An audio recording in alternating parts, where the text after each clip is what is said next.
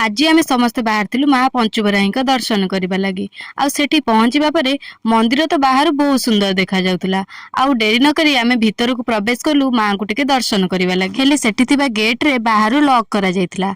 आउ मु से लॉक खोलिबा को कहिलारु से कहिले कि एठिकार नियम होउची जे भीतर को काहाको प्रवेश नाही, जे भी दर्शन करिवो बाहर दर्शन करिवो।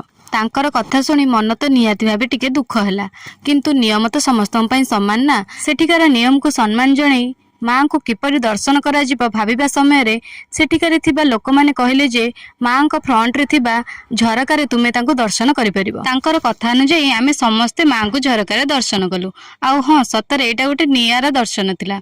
आ मो तो मोर वीडियो देखुथिबा समस्त सांग मानकु कहिबि जे आपण माने थरे निहाती आसंतु आउ ए नियारा दर्शन रो सुजोग नियंतु। माँ प्रथमे सात भायारे विराजमान थिले, किंतु समुद्रर कराल रूप जोगु माँ को पुनश्च बगपाटिया निकटरे आनी स्थापन करा जायछि। माँ निजर भौणी मानक सहित एठी एते सुंदर देखा जाउथले जे ताहा तो अवर्णनीय। सेही सुंदरता को निज आखिर न देखले केही भी विश्वास करिबेनी। आउ आमे तो माँ को कृपारु तांकर दर्शन लाभ कलु।